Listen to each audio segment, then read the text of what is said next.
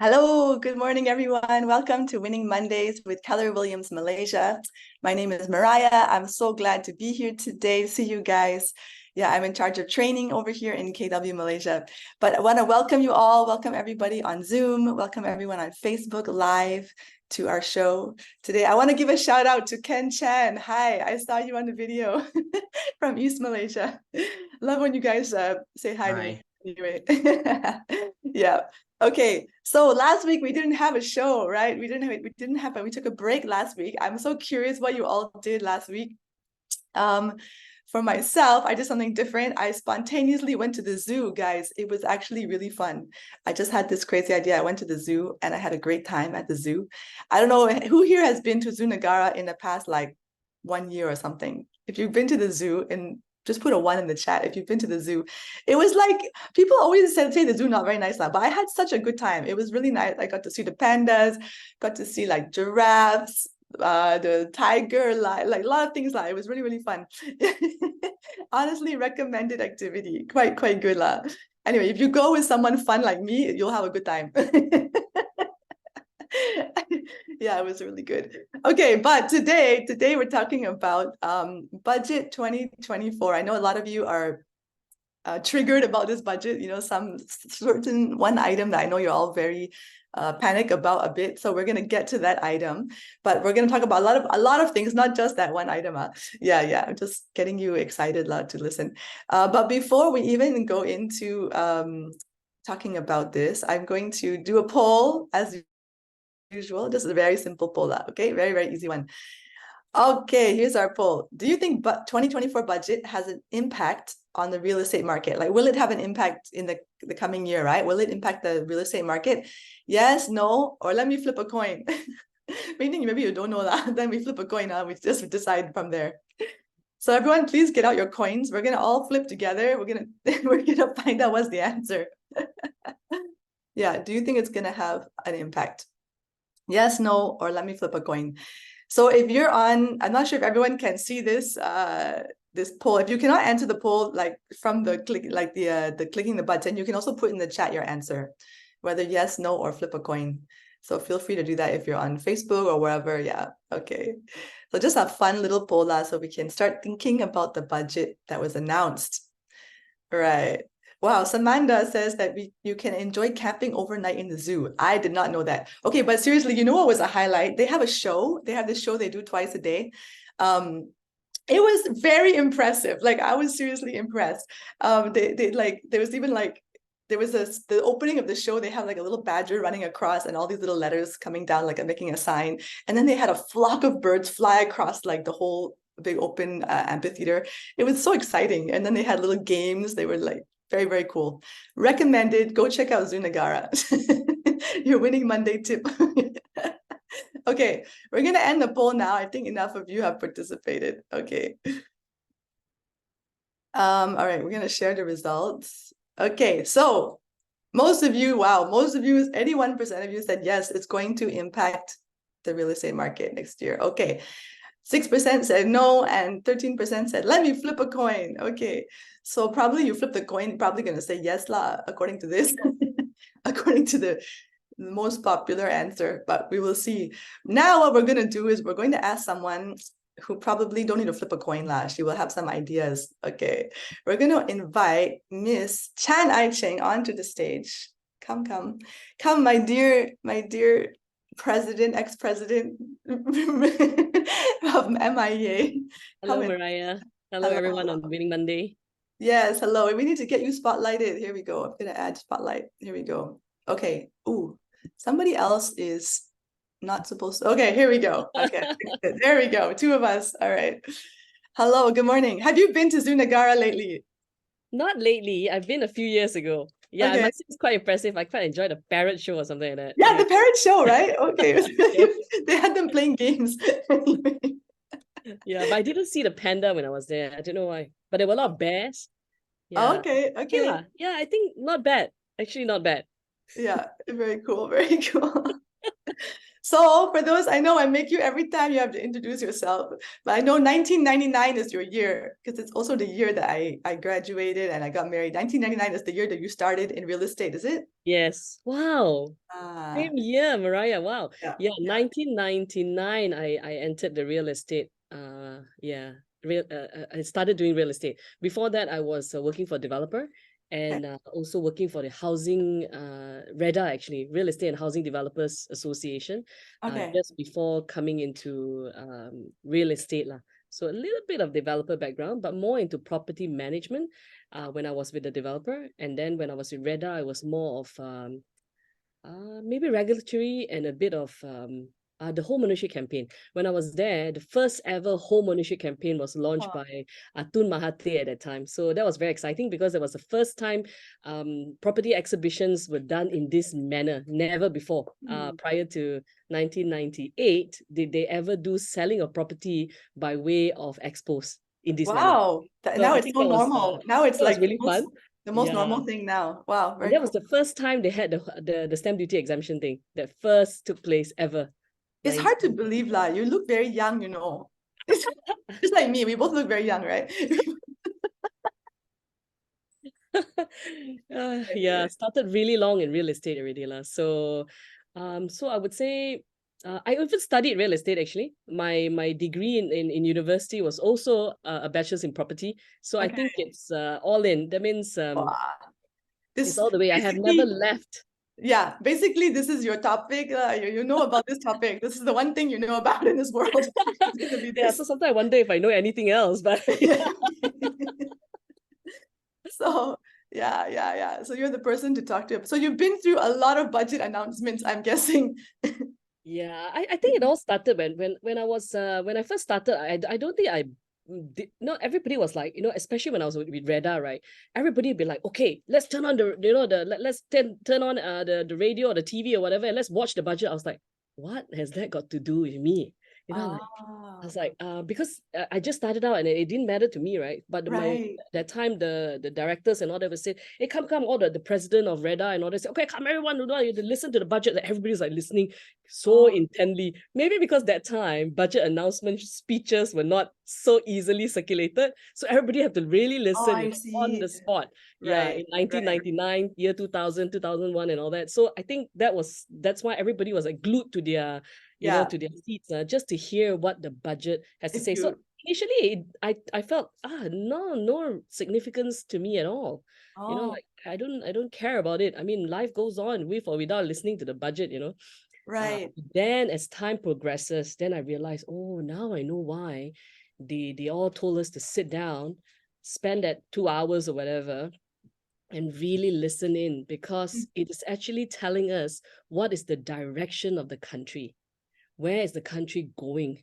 What is its emphasis being placed on in the year ahead, and Right. things like that, and how much budget is being allocated, so that there's actually funding that backs up what they want to do. So, Right. and where the opportunities lie. So I think that's when I thought, oh, actually it's quite interesting. Never thought of it that way. Then over time I listen to it every year, or sometimes I don't listen, I just wait for the summary, or attend a talk and get the latest bits without having to Right. read everything yourself and try to decipher it. Yeah. So then I like attending budget talks after that. Yeah, to hear the I insights of the see. speakers. Yeah. I So that's see. how I started. I wouldn't say I was interested in it right away. And to be honest, many of us lived our life not even listening to it. Right. And now you became the one giving the talk. Yeah, the odds of it, right? So you probably never imagined back then you will be the one. Yeah, definitely Life not. is interesting. Well, on that, yeah, Okay. I'm sure we all want to see. I know you prepared a lot of stuff. Thank you so much for all your preparation. I feel like it's a lot of work to prepare all these slides. Yeah. So I'm sure everyone excited to see what you have to share with us today. Okay, let me just quickly share my screen, just Great. to make sure that everything is all right. Okay. Oh, Right. So it's all working, right? Everything yes. works. Good. Yay! We Yay. tested it out. Okay, so the topic assigned to me for today's Winning Monday was 2024 Malaysia budget, the insights for real estate agents and the market. Wow, I thought, wow, such a big topic, initially I think the first topic was game changer. I was like, huh, how is budget 2024 Malaysia budget is a game changer for the real estate sector? In fact, if you really it's a little bit non-exciting. Okay. If you really look at the items relating to property, there's really I think in the last 2 years, I would say that the property sector was in a way a little bit left out lah. I would say that would in terms of the budget allocation for spurring the market. So perhaps because of the years before that, the government has spent a lot on subsidies and to boost the real estate sector, they felt that last year 2023 budget and this year 2024 budget, they have not really placed a lot of emphasis on a lot of budget allocation for this sector lah. Okay. So not much goodies. In the past, we had a lot of other goodies, but not much goodies. But yet, I feel that there are certain opportunities that we can look at, and also certain pre-existing incentives that perhaps we forgot. So I'm also going to remind us about what we could do with that, and how we can help your buyers, especially those in the in the project marketing segment lah. Okay, so let me just quickly go into it. Exciting. Yeah. Okay, I'm going to cover a couple of segments. I'm going to do a little bit about public housing, allocation of funds and all that. Then we'll talk a little bit about the MM2H because some agents will be dealing with buyers from overseas, and you might want to know what are the impacts here because MM2H program in the past has been quite instrumental in bringing in some foreign buyers. So we'll talk about that. We'll also talk about financing for workers in the gig economy. They said those who without without stable income. Yeah, without stable income. Sometimes I wonder, are real estate negotiators part of the gig economy? So yes, we'll talk about that. Then we'll talk about stamp duty. There's a bit of an adjustment in the stamp duties. There's two aspects of it. We'll talk about that. Of course, the biggest issue for all of us is the services tax. Yes, we will talk about it as well, and maybe we'll see how to overcome some of this issues relating to services tax. And of course, at the end, there's actually an opportunity, I feel, in the budget that will help open up a new segment of business, especially for those in doing in the capital markets. Okay, so let us talk a little bit about the public housing and also some of the incentives for development. Okay, so one thing very interesting is this part here called the Special Guaranteed Fund. So the government is allocating 1 billion to incentivize, it's not for them to to revive, use the 1 billion to revive, but it's incentivize. So this is quite interesting. So that means if you were to revive an existing project that has been abandoned or maybe in trouble, the government, on top of probably reviving it and making money out of it, the government also going to incentivize reputable developers. There's the catch. So there are certain conditions here attached. I hope so. Incentivize reputable developers, to revive selected abandoned projects. So I think this one will see, this is a very good move because, property is like the single largest investment anybody makes in their lifetime. And to have it invested and locked in a property that cannot be completed, I think that's like having your dreams dashed all in one go, right? So I think this, it's super painful. So I think this is a really good initiative. Of course, the government continues to do the PPR, all these housings and all that for affordable housing.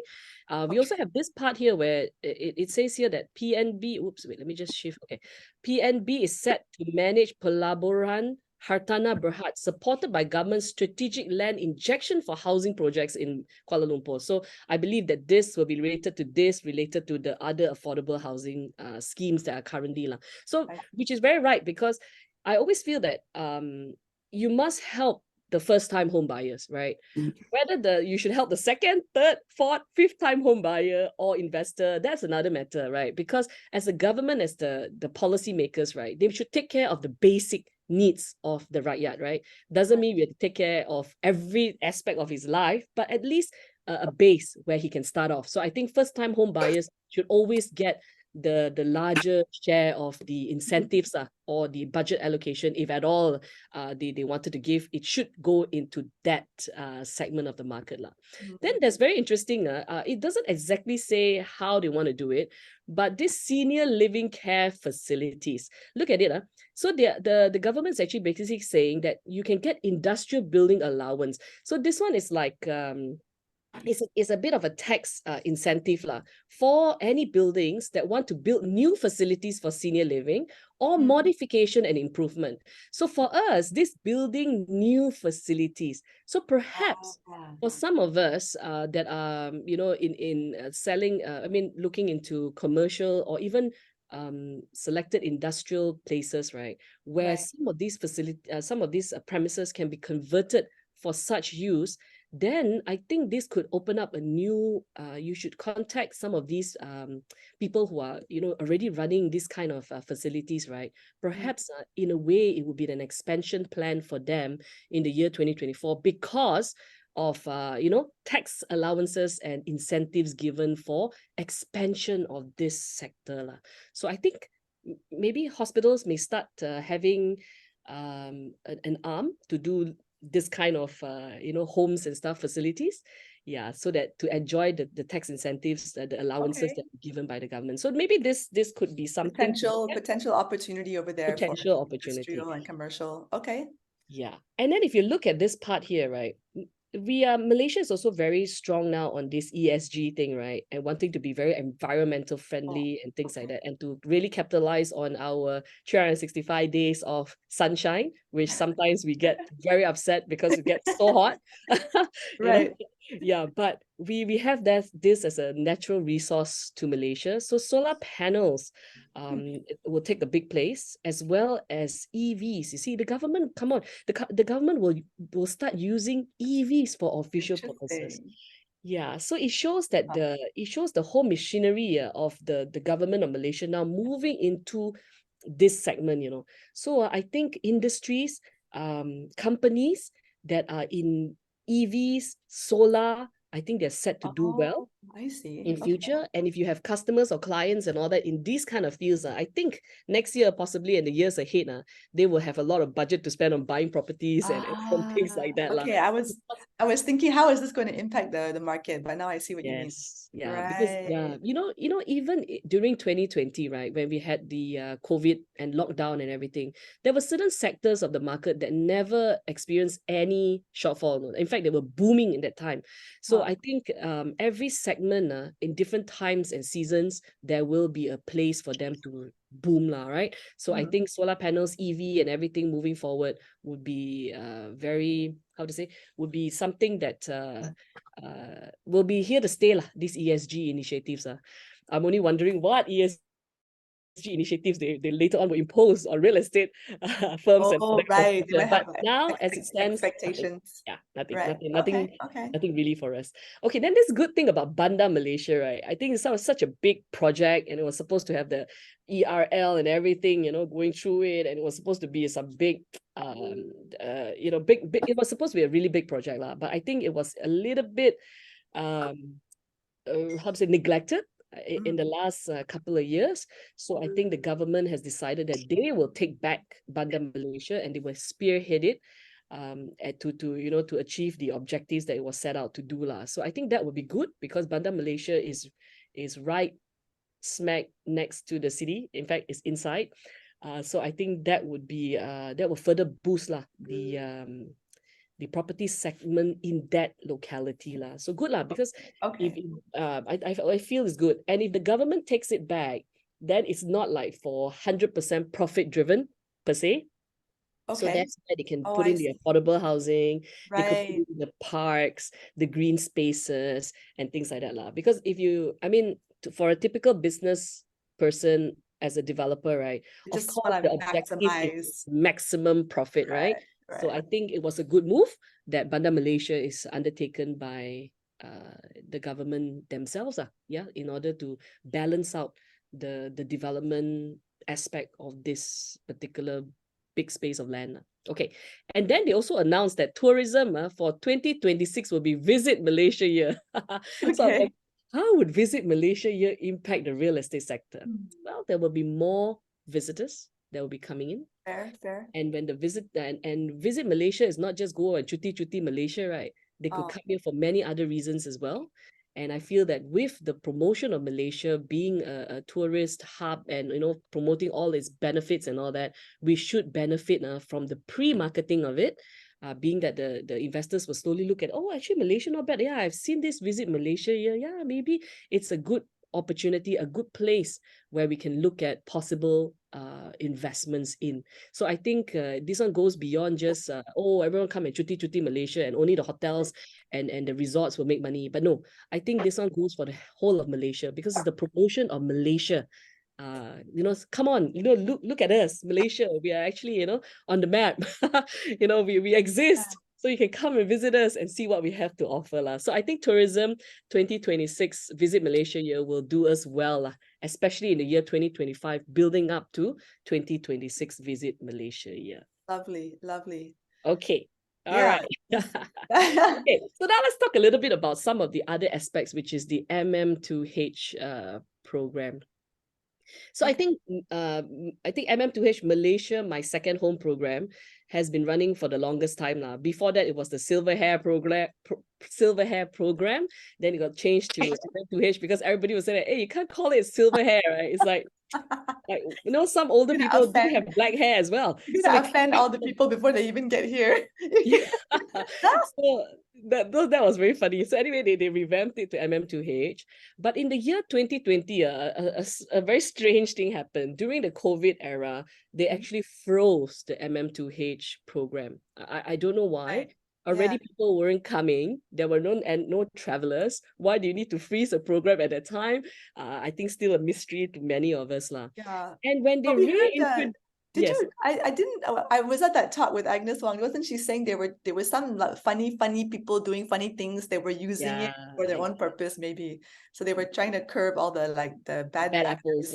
Yeah. Okay. Anyway, it could be, but it's not. I wouldn't say. It's just like there are a few bad apples in every industry. Right. We need to come up with a scheme to throw the 95% of the population where only 5% are the bad apples.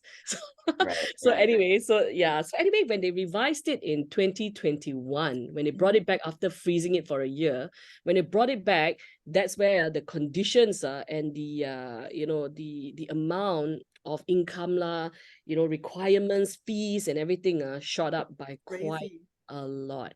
So and when they first introduced, we also got a shock. They wanted to make it backwards. That means not from this day forward. From this day and every renewals of every person that's ever come in under MM2H, we're going to reintroduce this. Then we were thinking, what will happen to all of them? So they all had to leave, right? They're all panicking. Yeah. So anyway, it was fortunate that they did not, they didn't get there so they didn't go retrospective. They went on forward. But having said that, I think the program has taken a bit of a halt, a little bit, very, very under. Yeah, it didn't garner the interest from the foreign people to come and I mean, it will greatly limit the number of people that can come in. Yeah. Okay. So then they also introduced so anyway, in comparison to Malaysia and the rest of the the ASEAN and all that regarding Southeast Asia on MM2H programs, right? So actually, if you look at Malaysia, right, we are not to say not competitive or not but you see, look at Singapore. To enter Singapore under the Global Investor Program, right, you need to invest 2.5 million Sing, so that's like times 3.5. You're looking at a huge sum. But yet, this Singapore Global Investor Program is doing really, really well. So sometimes it's not the program itself. It's what does the country have to offer this foreign person to come and put their money and invest in your country. So I think beyond just looking at a program to say that, just because we raise, we're looking for 10,000 investors with 1 million, to invest into Malaysia, that we're going to get it. People will be asking that 1 million, what can I use it for? What can Malaysia offer? What kind of returns can I get? It doesn't matter the entry amount or whatever. It's more important is what will my money do in your country? How can Yeah. you know how safe it is, and things like that. So I think Right. there's more that meets the eye when it comes to coming up with any programs. It's got to be a bit of a So yeah. how would this impact this in our industry lah? How will it Mm. impact the agents? Okay, so MM2H is there are certain because people move from overseas, right? So and then they want to buy and invest properties in Malaysia after living here for a while, they kind of like it. So Yeah. that's where the turnaround. But even before that, this will also spur the rental market. Yeah, for people coming to Right, Malaysia to right. live, and then of Nice. course they will later invest and all that. But actually more so, I think property not the most I would say not the most greatest beneficiary for MM2H. I think the education in this the education segment would actually be the greatest Right. play. Like Yeah, all those international schools and all international that. schools and all that. Yeah, because the parents come here, the children also come along, right? Yeah. Yeah, that's very better. So then Okay. after that, the government also introduced another thing called the Premier Visa Program alongside the revamp to the MM2H in 2021. But Okay. look at this news. I thought it was so funny, right? So Okay. on 5th of September 2022, right? They said that, whoa, our PVP program received 20,000 applications on the first day, Wow. right? Oh, Then okay. 1 year later, 22nd of June 2023, they said that, oh, we introduced the previous one, only received 28 applications with 2 approvals. How do we explain this? Sometimes I find it, I don't know what to make of it, Just the year Okay. before, you said you received 20,000 applications showing how successful your Premier Visa program that you introduced alongside, a parallel program to MM2H. You said you had 20,000, but then 1 year later, the truth is only 28 applications and 2 approved. Maybe 19,072 were rejected. No, they say only 28 applications. Yeah, like maybe the only one that they actually like fully accepted the application. I don't So know. I Anyway, thought, I'm not these are actual I picked it up news from Free item. Malaysia today, and this one I don't know where it's from, maybe NST or something. So they are really reported. So sometimes Uh, when you got to read news report also, you got to read it over time, so to get to uh, know the real the impact of any policies that's so been made. yeah. So I think because of that, that's why this year budget 2024, our prime minister say that we're going to relax the MM2H because it's kind of not yielding the desired results. Okay. And Make it also, yeah, easier make for it people to come in. Okay. relaxing. We do not know what yet. We do not know what are the extent of the relaxation.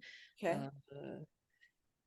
In fact, I feel that actually what we want the foreigners to put into Malaysia is actually not a huge amount. It's just that what we have to offer, I think they should have focused more on that first. Then, whatever criteria you set, even you double it up, I think people would still come here for that. So anyway, I think that there is a two-prong approach. One is to relax, Right. one is to improve Malaysia as a global investment destination. So then, very interestingly, they also mentioned about this visa liberalization plan. I was thinking, what is this What is visa that? I don't know what is it. What liberalization is plan? this? Okay, I feel that this one, so there were some explanatory notes that I picked up from the budget. So it says to recognize the significant contribution of tourism and manufacturing sector. So it involves the approval of employment passes. So then I'm thinking, okay, so I think this visa liberalization plan is more for workforce. Yeah, it's more for workforce, for people who are wanting to work in Malaysia after they have studied here, or to encourage more, especially like that's why they said long-term passes for international students, and also the later on to facilitate the employment passes for these strategic investors in key sectors. So I think they were going to reduce the criteria or make it, make it more long-term for some of these people to stay on in Malaysia to continue to contribute their brain. We always say that Malaysia have a brain drain situation, right? All our smart guys have gone to our neighbor. So have made Singapore even a brighter shining star, right? Because the brain is being drained over there. So possibly this could be a brain retention plan for Malaysia, whereby if the people are contributing to the sectors, that we want them to stay on longer lah. So I think this is linked a little bit to the MM2H, but later. So this is for the younger group of people. They are coming here to work lah. Okay, Yeah, and this very is good. interesting. Also, they mentioned India and China. Okay. They didn't mention any other country, right? Oh, right. Improving visa on arrival facilities, social visit passes, and multiple entry visa offers will encourage the entry of tourists and investors, especially from India and China. So I Okay. think Malaysia is still very much focused on these two nations as the driving force of for the manufacturing sectors, or putting in their Right. to say their investments into Malaysia lah. So we Right. can look forward to maybe doing more like business with them lah. I mean, in terms of Yes. property stuff. China has always been, I think China has always been, Malaysia has always had very good working relationship with China and have received many China investors inside. But I think that moving on to India also, because India is also another very growing global economy lah. So I think that's why these two are specifically mentioned. So we do expect more Indian and Chinese investors into, or people living or being able to come to Malaysia more easily than before. Right. That's great. Okay. Yeah. So maybe we can let's take a pause for a second. Okay. Just want to ask, just like pause from this the presentation. So I want to like ask everyone who's listening, if you have any questions or thoughts, you can also put a message in the chat. Feel free to ask our expert. You're no expert lah. At least you can find the funny news items. It's quite interesting. Like mismatching. You're like a detective. Yeah. I also wanted to ask actually about, when you mentioned about this special guaranteed fund to incentivize those like projects that had been abandoned. Is this something that they do every year, or is this something new this year? I think there were always certain amount of incentives, but I think this is the first time I ever heard a 1 billion allocation for incentive. Yeah. Right. So I think they really want to clear out some of this. I mean, there's two ways of looking at it lah. Number one, either that the government feel that, whoa, I think we have a serious serious situation here. We got to go and allocate money here. So that could be one. Or the other way is they think that, okay, like, we really need to care for the rakyat and put the money there. So actually, it could mean two things lah, if you ask me. But of course, they were silent about it. So I would rather take the latter view, that they wanted to improve the position of the rakyat, rather than we are in a crisis situation and 1 billion has to be allocated to to solve that problem. We take the positive view. Yes. Very good. We care about these poor people that have lost out their money trying to buy a property. So it's a terrible thing, because you see, when the bank disperses the loan, right, whether or not your property is completed, it's not okay. Let's say your property is 50% completed, right? So the bank would have dispersed, let's say, if it's half of it, let's say 300,000 has gone out. You still have to service the interest for the 300,000. You cannot say, oh, my house is not ready yet, so I don't have to pay the bank. No, it's two separate things. The house ready or not is the developer's obligation to you. The fact that the bank has released the money for you to the developer, that is your obligation to the bank. So it's two separate relationships here. So you cannot say that, oh, just because the developer is not completing the house, I don't want to pay the bank. No, it's two separate matters. So, but some buyers get confused. They say, why should I pay when my property is not completed? Yeah, they did not realize that it's actually two very distinct relationships, and both has its legal implications. Right.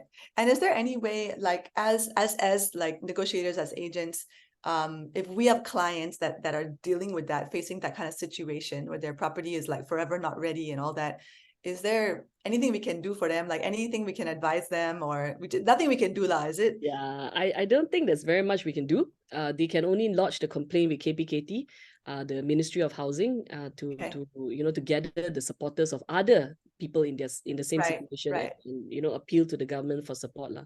Yeah. But I have seen developers who have went in, revived these kind of projects, but they always need the help of the government to do that one, because let's say you take over halfway, right? You do not know, first thing you have to assess how much more to complete. and how much more the bank facility for the price of the property that is being paid. So there's a lot of calculation involved in order to take over. That's why the developers need special incentive, because otherwise they say, I'd rather start a project fresh than to take over a half-baked, already half-constructed, who knows what are the foundation issues and all this sort of thing. So it's actually quite difficult. It's always easier to start something new than to take over a broken something that's sick. Yeah. Something that's broken. Yeah. To go and fix the pieces is not easy. Yeah. But someone's got to do it. Someone's got to do it. Yeah, I'm really glad to hear that. It's like a recycle, right? Instead of like reduce, reuse, recycle, instead of just throw it away and buy and get a new one. But I must say Malaysia has done well. We have a lot of abandoned projects that I know over the years, right? There has been slowly over time revived. That's wonderful. That's good to I mean, anyways, it's good for us to know that we can also, in a way, it's just a value to show to our clients that we care, that we're concerned for them, that we, just to let them know, hey, the government is doing something, and you can pray on our your side. project. You tell your clients to pray that their project will be one of the ones chosen. And the other thing is that even for us as agents, right, we got to be careful when we're doing project marketing on behalf of developers. I think there is some duty of care. I mean, of course, we cannot guarantee anything that, we say that, this developer project will never be abandoned and things like that. But I think sometimes there are some signals, some signs that we could tell. Yeah, so I think when we choose the projects that you want to sell to your buyers, I think a reputable developer cannot run away from these criteria. Like you have to think for the purpose of your buyer, right? Like, would you feel comfortable to buy this? You have to think for them, right? You don't want to go and sell something. Not so much about that, because that is their choice. More about whether or not the project will be abandoned. Yeah, that's what I mean, lah. That's what I mean. Like, if you have an inkling it's going to be abandoned, don't sell this one, lah. Whether they make money or not, that one we have no guarantees in life, right? We do not know how it will pan out. But I think having it completed, I think that is at least the fundamental bare minimum of what we should do for the buyers. Okay, so I move to the next segment. Financing. Okay, financing. All right. So of course, everything that comes about when it comes to property purchase, financing is very important. So this is where the government enhanced. They actually, this is already an existing housing guarantee scheme, right? It's already existingly, I think it was introduced 2 years ago. Actually, it was introduced many years ago. It just became mainstream again 3 years ago when the government decided to allocate more budget and expand that scope to the gig economy workers, the gig workers, those people who do not have any fixed income, or those who are doing their own business and neither is their income very, very, so they cannot prove their income through the regular salaries and the EPF and all this. Or it's irregular. So like okay, this month I make 20,000, next month I make 0, 0, 0. Then the following month I got 10,000.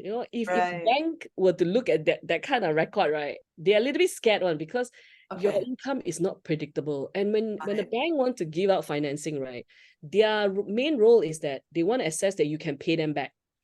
that is, I mean, if you personally want to loan and you want to lend money to anyone, so you also will look at the same criteria. Will this person be able to pay me back?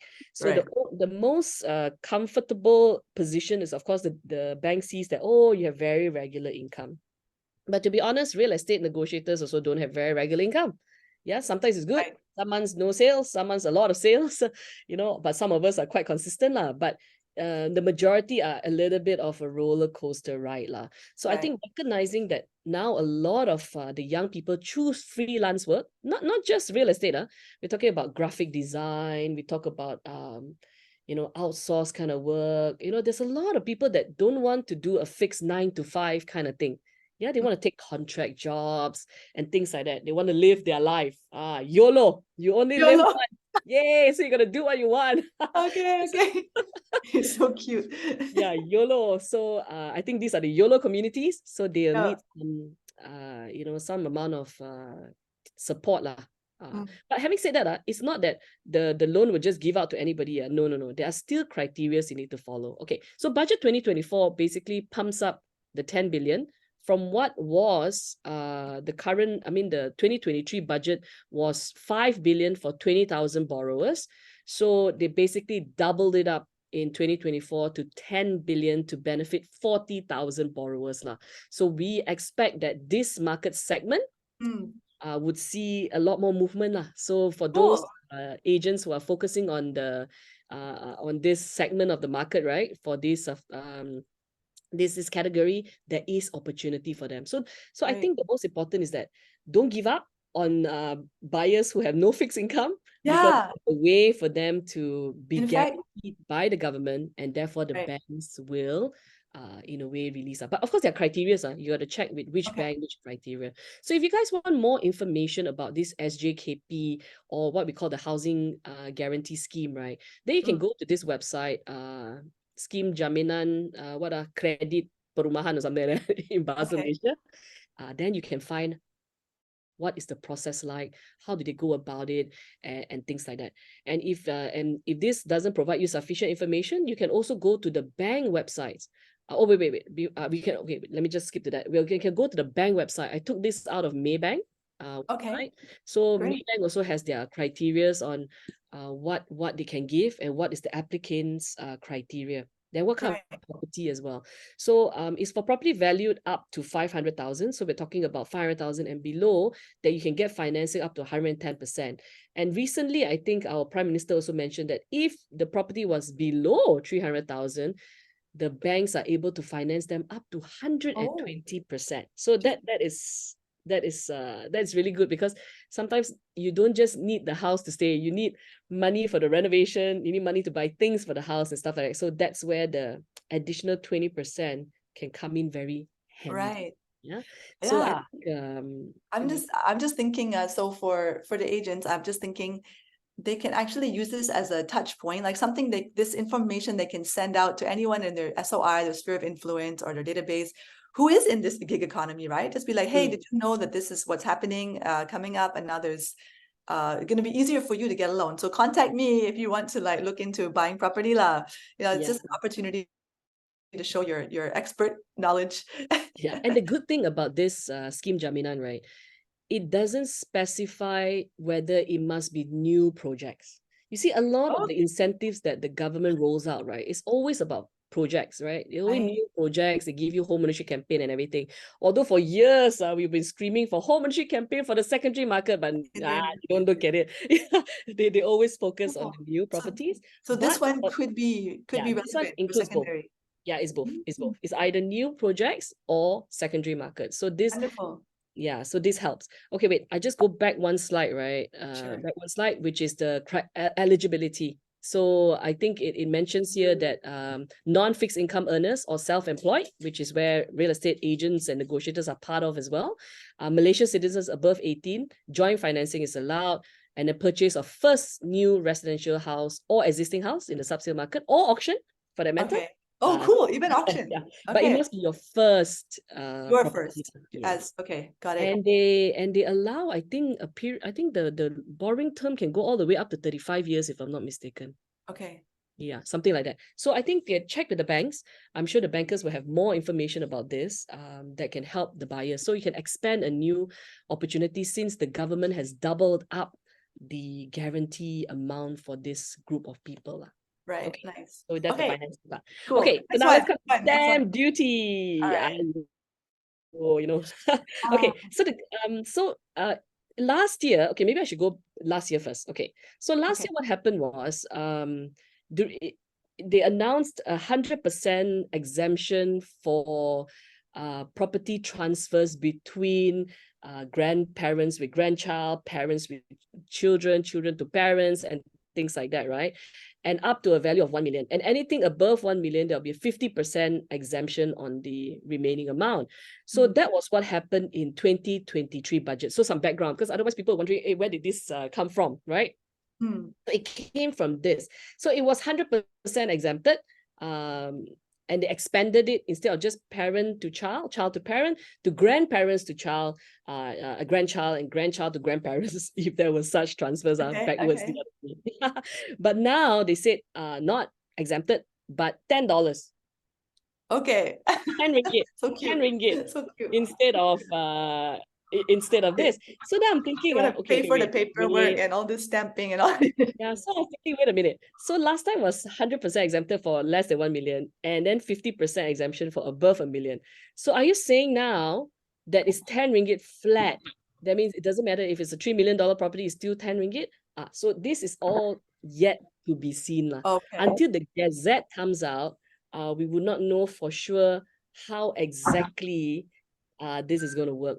Yeah. So here, because the Gazette came out, I see the Gazette came out 9th of June, but deemed to be in operation the 1st of April. So usually there's a little bit of a lag. So I think we need to wait a little bit. So I'm unable to give too much information about this because it's unclear yet as to the price range of the property and the situations that can lead to this 10 ringgit and what happens to the above $1 million or whatever. I don't know yet. We do. Okay, so we have to wait and see. We gotta wait and see. Okay, okay. Okay. All right. Then the next one is on the foreign buyers. There's a suggestion or a proposal for the stamp duty at a flat rate of 4% to be imposed on transfer of ownership of real estate by foreigners, whether it's an individual or a company. Apparently, this is aimed to control price of real estate. So sometimes the question we need to ask ourselves is, how many or how much of the properties that are being transacted are transacted to foreign buyers? Right. I mean, really. So normally when I always ask developers, I said, hey, your project in KLCC, how many percent foreigners buy? Yeah. And you'll be surprised. Actually, it's not a great amount. Right. Some of them say, 10% only. Actually, at the end of the day, a lot of them are buying, local buyers are buying a lot. Yeah, or things like that. Or some projects have like maybe 20 or 30%, but that's considered a lot already. Yeah. So I don't know. Perhaps so you're not sure of the relevance of this, is it? I feel like the impact. Okay, let's look at what it is in dollars and cents. Okay, let's look at it in dollars and cents before we come to that analysis, right? So currently our scale is 1% on the first 100,000. Then for the next 400,000, it'll be 2%. Then the following up to $1 million is 3%, and thereafter is 4%. So in the year, I think in budget 2019, this 4% was introduced. So last time it was just 3%. Then this one came in 2019. So 5 years, 2019. So maybe 4 years later, they now decide to go a flat rate for the the foreigners. Okay, so let's see what that impacts in dollars and cents. Okay, so I did a rough calculation. I say, okay, let's say the property is 1 million now. Okay, so 1 million in the past, your stamp duty would have been 24,000 based on the scale. Yeah, 1%, 2%, 2%, and all that. Okay, but now because the proposed is 4%, so the stamp duty will be a flat of 4% and it'll be at 40,000. Wow. So the difference is 16,000 ringgit, right? But if you break it down to USD and Sing dollar, it's USD 3,400 and Sing 4,600 . The difference. So is it a big amount to a foreign investor coming in to invest in Malaysia? Sure. I mean, they might not impact them. They might still do it, depending on what their purpose is. Correct. Again, it comes back to what is my potential investment return on the property I want to buy. If my property that I'm going to invest in Malaysia is going to yield me great results, right? Yeah. Then, what is this 16,000, right? Yeah, several $1 million property. It's not a big deal. So before the buyers get all crazy and say, oh man, we are paying so much more now. Actually, the difference is 16,000. Right. Because the first bit here will always be the same, right? Yeah. But I guess it will also so what's their alternative if they don't want, if they say I don't want already, then where else are they gonna go? So then we have to always tell them about Singapore, our grand neighbor. Okay. I read your mind, or you read my mind. So our neighbor has a very interesting stamp duty, buyer stamp duty, they call it. They even have seller stamp duty and buyer stamp duty. Okay, so the buyer stamp duty, they also have 1, 2, 3, 4, but they went above 5 and they even have 6, right? Oh, right. And if you think about it, Singapore has all that already, right? On top of that, they have this additional buyer stamp duty, it's crazy. Additional buyer stamp duty, which they introduced, I think, a couple of, I think it was, I'm not sure whether it was before COVID. I think before COVID, they introduced this additional buyer stamp duty. Right. And in fact, they even increased the rate right after COVID. Can you imagine that? Because Singapore property market was very strange. When everybody was suffering from price falling and loss of interest in the real estate segment, Singapore took a direct opposite. Because of the COVID, their property boomed. Wow. The property market boomed, boomed so much that the government had to add this additional buyer stamp duty. Just to And like further to cool this it, year, try and cool it off. increased it. Yeah, I see the 60%, right? 60%, Look at that. 65%. Foreigners are buying any residential property. Last time, really 30% right after COVID, you know. That means right after COVID, we thought, oh, you should give incentive for people to come to your country, right? No. They're Let's like, oh, increase oh, get away, the stamp duty. go, get out. Yeah. We don't And- want you.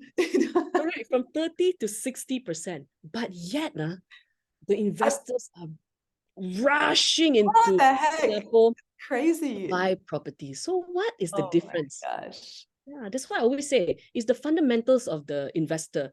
I'm coming into your country. I want to make money from my investment. I Crazy. don't care. The cost can be whatever the amount, but if I can make more than the cost, I'm still going in. That's honestly insane if you ask me. So anyway, you can tell anyone who complain about the Malaysia stamp duty, you just say, look at Singapore, okay? It's actually fantastic over here. Plus, our property is so much cheaper lah in comparison. Ah. Once you see, oh, ayo, nothing lah, ayo, Singapore, the one square feet already don't know how. We have a very nice maybe zoo we can also. only afford to buy a toilet there lah. Yeah, tell them they can come visit our zoo. Very cheap, very nice. Yeah, so I think we won't get to this kind of rates lah. But having said that, so I look at this difference of 16,000. I think it's not something that would be of a big impact. So I think we just have to label it out, tell them what's the difference, so that it doesn't seem like it's going to be a game changer for them to make a decision just because of this 16,000 ringgit. Okay. Yep. All right, so let's move to the next one. So then I wanted to also remind all our agents that there is a first-time home buyers incentive for stamp duty. So although there is no home ownership campaign per se, but all these stamp duty exemptions still in play. Yes. Okay. Right. And the timeline is actually up till 31st December 2023. So we still have 1 year into this stamp duty exemption. So what does this stamp duty exemption look like? Okay, first thing is for properties no more than 500,000, you'll get a full stamp duty exemption on the loan agreement as well as the MOT. This is exemption order 1 and exemption order 2. And then oops. Oh, sorry. I think I just need to click back. Oh, I accidentally click on the Gazette. Okay, never mind. Very exciting. Okay, anyway, it's all right. So normally what I like to do is that I don't just read the papers and all that to get information. I have to look at the Gazette itself. So you know when it came into force, what type of property or what kind of, what kind of details are we talking about when it comes to the stamp duty exemption? Okay, I don't know how to go back. You just the little tab. You just check the other tab that says the second tab, that's the go back to your presentation tab. It's right there next to you go to the left, your mouse. Yes. Sorry, I'm a bit you just click to the left. This one. Yeah. Okay. Good. Okay. Good enough. So is it back into full screen? Almost lah. Not bad. You can never mind. Just we just how do I get good enough? Okay, it's good enough. All right, it's good enough. So wait. So let me just click on one of the exemption order. Just now was which one? Wait, just give me a sec. Just P716. Okay, let's look at this one. Okay. Is this the one? Pembeli harta intinya. Okay. Yeah. So it says here that okay. So the exemption is for instruments of transfers through the Malaysian Home Ownership initiative called MIEA, and it's for 2022 to 2023, and the value is not more than 500,000. So the exemption under shall only apply if it's an SPA between an individual with the property developer. The purchase price is after a certain discount, and it must be entered after 1st June 2022, but not later than 31st December 2023. So it's very important to know when it is valid for. Yeah. Okay. So all these are available on this website here called the AGC. So all the gazettes and everything will all be placed and tabled in here lah. So it's actually quite easy for us if we want to search for any of the gazettes. Make sure that it's there. Yeah, so that you give the correct information. Okay, wait, let me just get back to my because I think I messed it up a little bit. No problem. Hey everybody. So a reminder, if you want to ask any question, please put it in the chat. We're here for you. Okay. Okay, so that's the first one, the 500,000 and below. Then there's another category where they increased it for above 500,000 to 1 million. So for buyers above 500,000 to 1 million, there's actually a 75% discount, so to say, on the stamp duty. Right. 75. Okay. Okay, so That's pretty good. 75%. So this is also part of the initiative launched last year. Hey, wait. Oh, how come I don't have a table? Actually, I had a table to show what was the amount, similar to what I did for the calculation for the foreigners. Oh, how does it But actually, I must have how left does it it out look in like this for the foreigners? presentation. Oh, Okay, any there's a questions anybody question. ask before I move to the next Yes, one? yes. It says, is the exemption only on projects? Yes. Okay, good to know. Wait, hang on. Yeah, you also Yeah, need to take a just break, right? Drink water. You poor thing. Yeah. yes, Okay. have to drink water. Okay, next one. All Okay, right. so This this is is the my one. favorite topic, right? Everyone's favorite topic or least favorite topic. That's why I put it in a dark color. Because the scene for next year looks a bit dark and gloomy in this sector. Okay, everyone, pass out the tissue and all that. Okay, y'all can cry a Okay, while. so again, I like to quantify what does 6% to 8% will mean for the for our clients and also for us lah. Yeah. So so when I look at it, if our fee was 10,000, that would Okay. mean an additional 200 ringgit, right? So if Okay. the fee was 100,000, that would mean an additional 2,000 ringgit lah. So that means for every invoice that goes out, like 100,000, there's a 2,000 extra that the buyer will need to, that the seller, the seller or the landlord of the property will need to give us lah. Okay. So that On top of your fee. yeah, Right, on top of right, the fee. right. So as it is, some of us are already struggling to collect this. Yeah. What's your thoughts about this? I know people say that the clients always insist that no, you need to swallow the 6% for me, right? They will say this and Yeah, because they don't actually understand what services tax is. They think that it's part of our fee gain. Because when you go to a restaurant, right, and then you eat, and then they charge you 10% service charge, and then they yeah. charge you 6% services tax, right? So they actually think that you are the one pocketing this money, and then you are going to split it, and like something like Like a like tip. how the waiters and all the chefs and all that, they get that pool Yeah, fund, like and little the money tips. goes to them. It's like a tip. Right. So they didn't get it that actually this is nothing like that. Yeah. It's not a tip, We that get we're receiving as nothing. We get extra income. It's nothing. not an ang pao that we're getting, Yeah. It's not a Yeah, actually, the essence of services tax is that we are the collection agency for the government. So I think instead of custom coming directly to the owner and say that come pay the 6% to us, they are using us as the collection agency to collect this on their behalf. So this money goes straight to them. There is not a single cent that anybody pockets or makes in between, because all these go straight to custom. So sometimes we got to explain it to our sellers and right. landlords of property that this is not a tip that will go into will enrich the agency or the agent as an individual. This is actually an obligation as a collection agency for Custom Malaysia to do this as a how I call it a national duty of our individual. We got to collect this on their behalf, right? Just like all of us have to pay income tax as a good citizen of Malaysia, right? So it's the same thing. We are just a collection agency. We're collecting this money on behalf of the custom, instead of custom coming directly. So maybe in future, one of the better way would be ask custom to correct directly, right? Directly and keep us out of the equation. But unfortunately, that is the manner and method being used. So Do you think if you say this to the client that they will understand and accept it, or you think they will still push back? they may still push back, but I think if you went on a pitiful approach, that it's all coming out, and then you have to eat less, breakfast for that month to pay that difference. I think we can rationalize with a rational person. So Nice. of course, if you're talking to an owner that is not reasonable, then I think whatever you say is also not reasonable. So then we pick and choose whether you want to do their business. Because if they quiver with you over small things, I wonder if they'll quiver with you over the bigger things, as in your full fees and things like that. Right. So Right. we have a compromise here, we compromise there. I don't know. That will be our call as an Right. individual real estate person servicing the client, whether Sure. or not you want to be subject to this, whether you feel that regardless, it's still better to do the business than otherwise. So this one, we got to leave it to the individual to decide. You feel Okay. you want to walk away, walk away. Yeah, Right. it's okay. Okay. Yeah, wait. We have a great question here.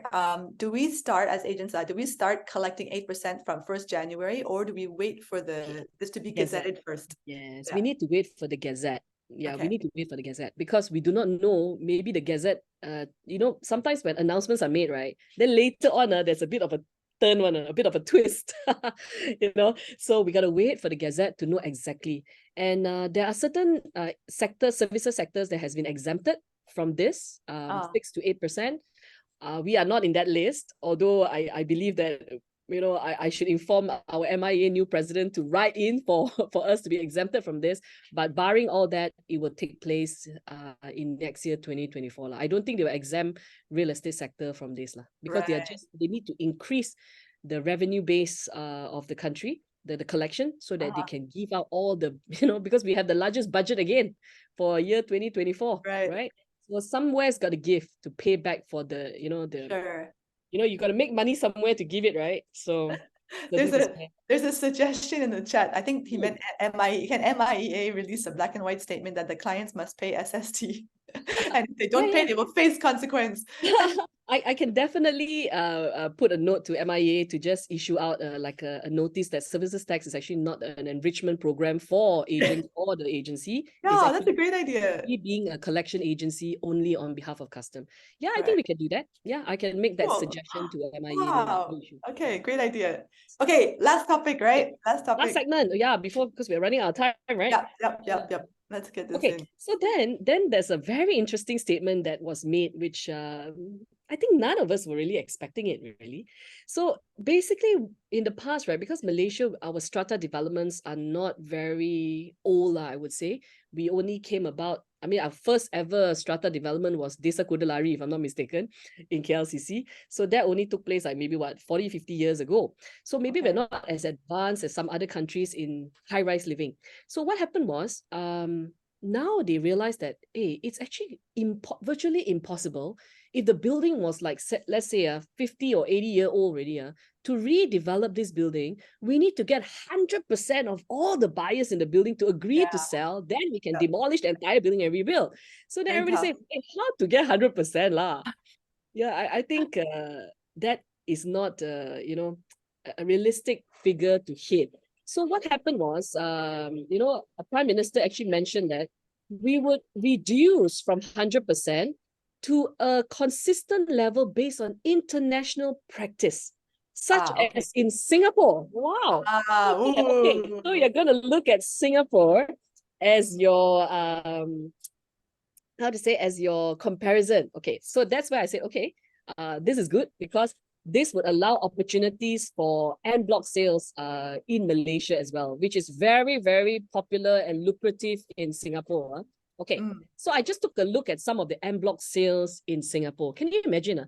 In Singapore alone, of course, commercial and residential together, in just 2022 and part of 2023, we already have 19 transactions of a successful en bloc sale in Singapore. Look, so like Park mentioned, in year 2022 was sold. There was 160 units. They even mentioned who was that, how much it was transacted, and who was the buyer. And of course, the new development, what would happen. And let's say in Lakeside Apartments in 2022, same thing, sold 120 units. They're going to redevelop it. I don't know. I guess the new development is called the Lake Garden Residences. Okay. Some of them will buy over, revamp. Some will buy, knock it all down. It really depends, but there's so much of opportunity here, So we can now start looking at all the old buildings in Malaysia, all the old ones, right? Maybe, of course, if it's single owner, no issue lah. This is talking about multiple owners. So rather than get 160 owners to agree to sell, you only need to get 120, let's say. I think in Singapore it's 80%. Like 70%, 160 times 80%, 128 units. Yeah, right. 128 units. Okay, so so how does en bloc sale work? So I took a model out of I saw this on Very small.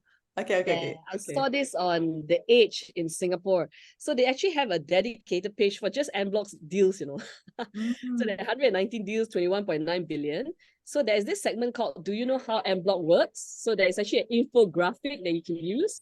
And it'll tell you, okay, first you need to get EGM, and then you need to have this, you need to have that, get the consultants in, get the approvals and everything before you can open up a tender for people to right. come in and bid, and then before calling for another owners meeting and acceptance. So there's actually quite a long process if you look at it, Okay. talking about en bloc sales, and it really need to get a collective. So it's not something that would take like it's like super fast or super easy to do I wouldn't say, but it's a process.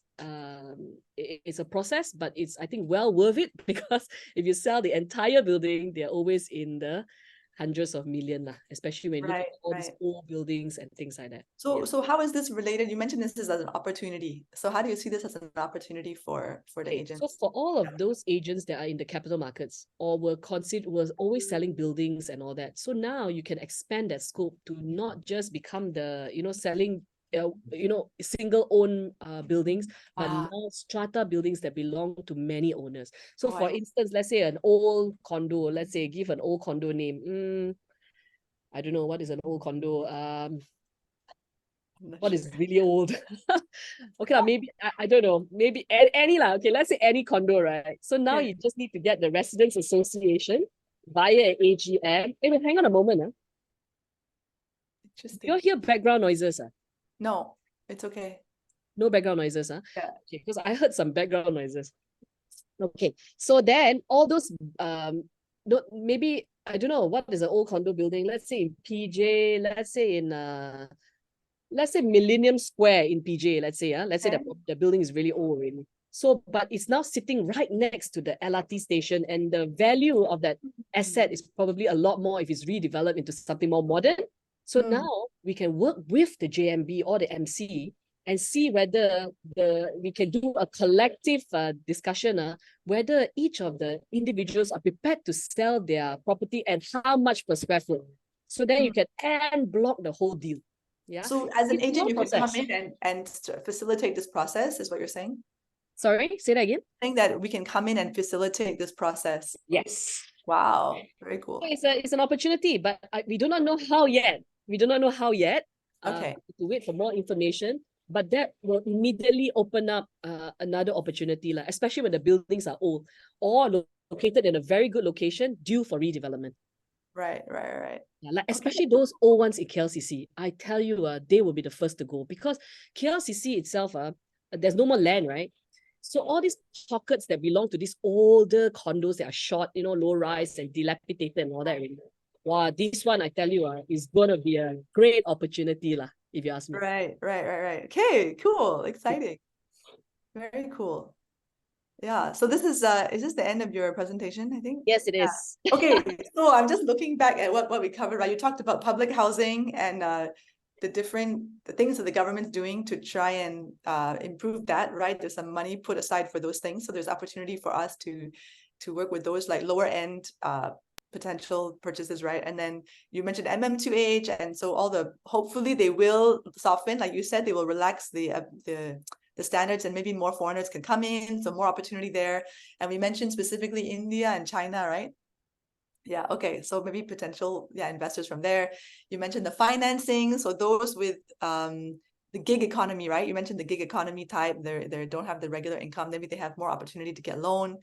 And you mentioned about stamp duty, and we can tell all the people that complain, just look at Singapore, then don't complain. Okay. That was my takeaway. But yeah, and then the service tax, the service tax, we try to get MIEA to make a nice letter. No, but we just tell them, look, it's not for us, it's really just for the government. Like, please just pay. And we cry, tell them we don't have breakfast, please pay for my breakfast. Very nice. I like that. Yeah, one thing I think you're always very good at this negotiation tactics. Right. And then okay, we can also start like potentially facilitating big on block purchases. That's quite exciting. So thank you for sharing all that. I hope, yeah, anyone in the chat, if you have any ahas from this, you have other ahas other than what I just said, please put it in the chat. And any other question, that would be great. Oh, so good. So what we're gonna do though, and if anyone wants to make comment, that would be nice. I want to go to announcements, and then we'll come back to you, Cheng, and just ask you for one final word of encouragement for everybody. Yeah, so let's go to announcements now. Right. First announcement, Ignite, my favorite class. So we're done from 2023. We finished our last class. It ended amazingly. Everyone was very nice to me and brought me surprises. I was super happy. Yeah, but we're going to start Ignite back. It's our big 20 session course over 5 weeks where you learn everything you ever wanted to know about how to make a big business in real estate. It's going to start back in 2024. If you want to join, look forward to that and set aside your time and your calendar for that. Just think ahead. Okay, next one. Right, family reunion. For those who don't know, so Keller Williams, KW in the US, they have the biggest real estate conference in the world. It's called Family Reunion. They do it every year. This year, it's in Las Vegas, Nevada, from February 25th to 29th. Definitely, if you go, you will not regret. It is quite mind-blowing, life-changing. I don't know what to say. I went last year and it was really super crazy epic, and you meet agents from around the entire globe. And if you come from overseas, they have a lot of special things just for the overseas people, networking events. It's very, very cool. So if you want to go, please contact Christine, and she can help you to get the information you need so that you can attend this big event. All right, next one. Okay, yes. Okay, so if you are a REA or PEA and you need your CPD points, we have our Keller Williams Malaysia, our group. We are doing the Real Estate Masterclass event 22nd November, 9 a.m. to 5 p.m. Yeah, so please sign up for this one. And we have a special rate, next slide, for those in any one of the KW agents. We have a special rate, only 318 ringgit for this. Otherwise, you have to pay the higher rate if you're not part of KW. So please take advantage. Okay, yeah, and don't tell your friends. That's right. That's right. Unless you want to make them jealous and ask them to join us. Okay, anyway, so today in Refill Puchong, they have their Onward event. Looks like there's gonna be the Deepa Valley edition. Yeah, so today at 10:30 a.m. right after this, please go there. If you're part of Puchong, please head over there. There'll be, I think even Cheng is going there, right? You're gonna be there to enjoy. You can see Cheng in person. Okay, next one. Yeah, okay. Also, so tomorrow there's tech training in Puchong, track every deal with KW opportunities. So you can learn to use opportunities, guys. You can see your pipeline and take better control of your business. So that's at 2 p.m. in Puchong. Okay, next one. Yeah, another tech workshop also every Wednesday, 2 to 3:30 p.m. if you want to learn how to use the new paid ad campaigns. Very cool stuff. You should all learn how to use this because it's a great opportunity, great value of KW technology. Okay, I think we're almost done our slides, right? Right, if you want to get touch points, you go to Circle, you just search touch points. There's lots of things there you can send out to your database and your sphere of influence. Okay, next one.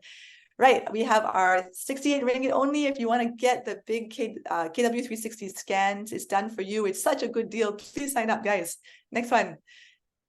49 ringgit a month for data labs. You can get all the past transaction data for the whole region of Malaysia. And finally, 199 ringgit a month for KW Activate. It's our WhatsApp tool with a lot of extra value services as well. Okay, so with that, we come back to our woman of the hour. Yeah. Okay, just tell us something encouraging to send us off. I always feel there's many ways to look at any situation that we come across with, and we can always choose the negative and pessimistic way, or we can always try to find the silver lining like behind every dark cloud, right? So I think no matter what situation you are in, whatever challenges you're facing, I think connect with the market centers that you are in, because they are running programs to help you get into production, get nice. You productivity. Sometimes it's not the big picture, big picture, yeah, you can see all that, but it's the day-to-day. What are you going to do today to make your business better tomorrow? Or what are you going to do tomorrow that'll make for a better year for you? So I think let's get into the details. Let's get back to the ground. Let's go back to basics. And then I think we will see 2024 as a good year for all of us. Amen. That's so good. Let's do this together, guys. Together, everyone achieves more. Okay. We're going to build our business for next year. Fantastic. So with that, I wish you all a wonderful week ahead, and I will see you not next week. Next week is public holiday, FYI, but the week after, we will see you back on Winning Mondays. All right. Goodbye, everyone. Take care. Bye-bye.